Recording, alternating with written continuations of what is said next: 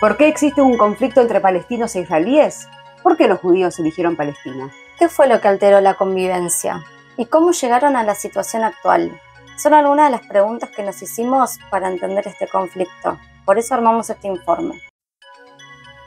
El conflicto actual nace en los últimos 150 años, cuando cambios demográficos, nacionalismos, intereses imperiales, guerras y desplazamientos marcaron el destino de dos pueblos que se consideran legítimos habitantes de la misma tierra. Pero para entender cómo se configura el conflicto en la actualidad, tenemos que ir al inicio del siglo XX, cuando termine la Primera Guerra Mundial.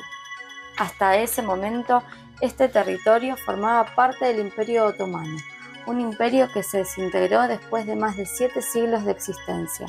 Ese quiebre marca el comienzo de una nueva etapa que va a redefinir por completo la región.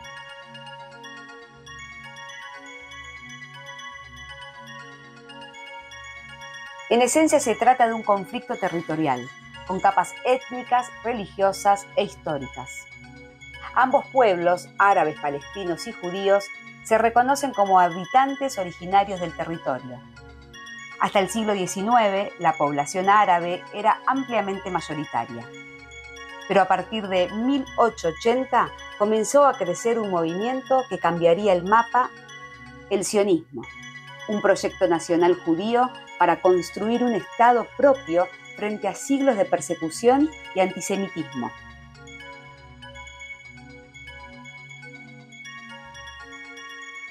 Cuando los fundadores del movimiento sionista empezaron a imaginar un Estado judío fuera de Europa, se enfrentaron a una pregunta clave: ¿dónde podía tomar forma ese sueño colectivo?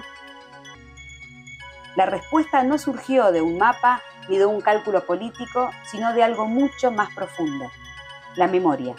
Incluso Theodor Herzl, uno de los grandes referentes del sionismo, consideró otras alternativas, entre ellas Argentina.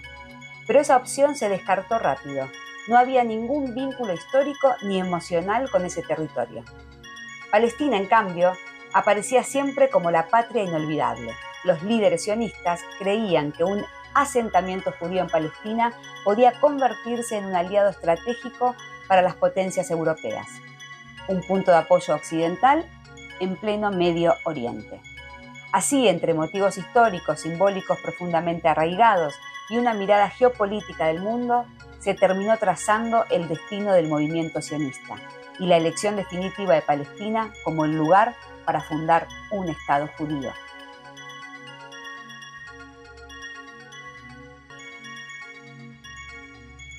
La convivencia se alteró entre 1880 y 1945. Comenzaron sucesivas oleadas migratorias judías provenientes de Europa del Este y más tarde de la Alemania nazi.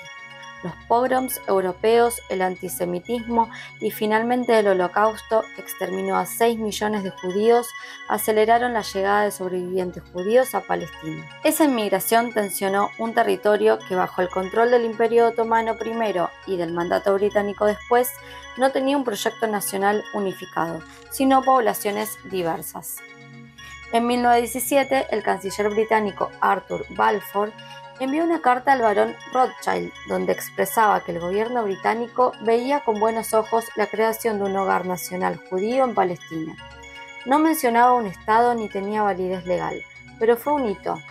Era el primer respaldo internacional al proyecto sionista. Para los sionistas, la declaración Balfour implicó legitimidad. Para los líderes árabes fue una traición. Habían combatido junto a los británicos creyendo que la independencia árabe sería reconocida. Sucede la Gran Revuelta Árabe. Tuvo lugar entre 1936 y 1939, buscando la independencia y el fin del apoyo británico al sionismo. Se produjo en un contexto de creciente tensión entre las comunidades árabe y judía en Palestina, exacerbada por la inmigración judía masiva, lo que llevó a la marginación de los campesinos árabes.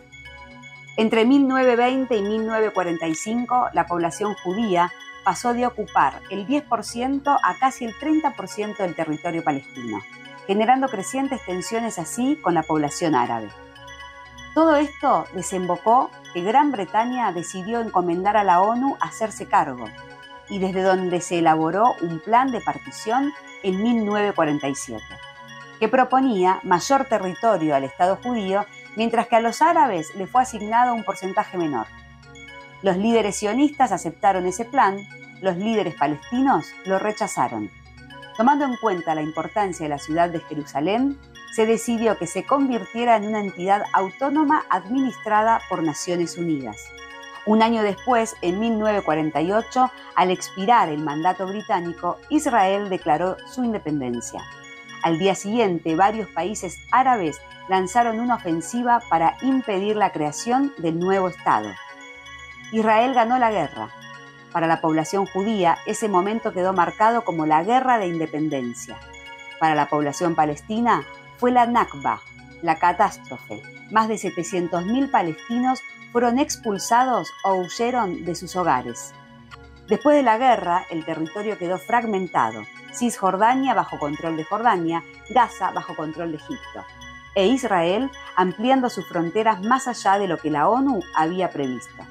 Desde entonces, el conflicto entró en una espiral de guerras, ocupaciones y grandes transformaciones regionales.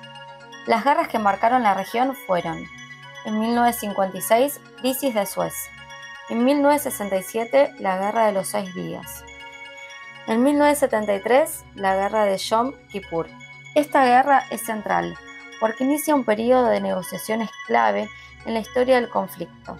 En 1978 se firman los acuerdos de Camp David, el retiro de las tropas israelíes de los territorios egipcios, concretada en 1982, a cambio del reconocimiento de Israel como Estado soberano por parte de Egipto; la elaboración de un plan para establecer autoridades autónomas en Gaza y Cisjordania. Sin embargo, el problema de la población y el gobierno palestino seguía latente. Los conflictos entre la OLP e Israel se reavivaron a fines de los años 70 y estallaron en 1982 con el avance de Israel sobre el Líbano, desplazando hacia 1985 a la OLP de esa zona, que se trasladó principalmente a Túnez. Frente a ese acontecimiento, emergió otra organización más radicalizada, la agrupación armada Hamás. En 1987, un camión militar israelí atropelló a 4 trabajadores en un campo de refugiados. Ese motivo hizo que estalle un levantamiento que se llamó la primera Intifada. Se caracterizó por acciones a la desobediencia civil como el lanzamiento de piedras y boicot económicos, que culminó con ataques reclamando sus derechos. Las autoridades israelíes respondieron con el ejército. A comienzos de los años 90 pareció abrirse una oportunidad histórica para la paz, la Conferencia de Madrid, los acuerdos de Oslo, la creación de la Autoridad Nacional Palestina. Cisjordania se dividió en zonas con distintos niveles de control palestino e israelí, y el mundo creyó que el conflicto podía encontrar una salida negociada. En el año 2000, la segunda Intifada volvió a sumergir la región en una ola de violencia. En 2005, Israel se retiró de Gaza y levantó un muro alrededor del territorio. Desde 2007, Gaza quedó bajo control de Hamás y Cisjordania bajo la autoridad palestina. Desde entonces, el territorio palestino está políticamente dividido.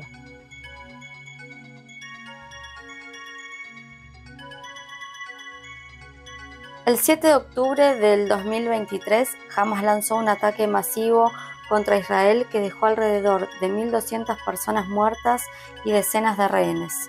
La respuesta israelí derivó en una ofensiva militar de gran escala sobre Gaza, con miles de víctimas civiles, destrucción generalizada y una crisis humanitaria sin precedentes. Todo esto ocurre sobre un trasfondo de causas profundas: años de bloqueo y deterioro de las condiciones de vida en Gaza, la expansión de asentamientos en Cisjordania, tensiones constantes en la explanada de las mezquitas y un escenario regional que avanzaba en acuerdos diplomáticos que parecían dejar de lado el reclamo palestino. Esa combinación de factores volvió a colocar el conflicto en el centro de la agenda internacional y mostró que, más de un siglo después, sus raíces siguen tan vivas como sus heridas actuales. Mientras trabajaba en este informe, pensaba todo el tiempo que más allá de las fechas, las imágenes, los mapas, las decisiones políticas, hay vidas. y que el conflicto palestino-israelí suele explicarse en términos geopolíticos. Pero en el centro hay personas que todos los días intentan vivir, que muchos de ellos perdieron familiares, amigos, sus hijos, la casa, perdieron todo. Pensar el conflicto desde la ética implica reconocer el derecho de todos para vivir una vida en paz y exigir a los líderes políticos que ejerzan la responsabilidad de resolver y frenar la guerra. Luego de investigar sobre el conflicto, me impacta verlo en forma asimétrica. Israel actúa desde una posición de poder militar, económico y con apoyo internacional. A su vez, su legitimidad está ligada a una historia de supervivencia. Sin embargo, cuando se anuncian los altos al fuego y las negociaciones de paz, no hay quien las respete, quedando así en evidencia la violencia hacia miles de civiles. Mientras tanto, nada resuelven, y en el fondo persiste algo más profundo, dos pueblos que sienten esa tierra como propia y como parte de su identidad e historia. Me deja la sensación de un conflicto de ideologías, de religión extrema, de memoria y geopolítica, donde lo humano y la vida de quienes sufren queda a un costado.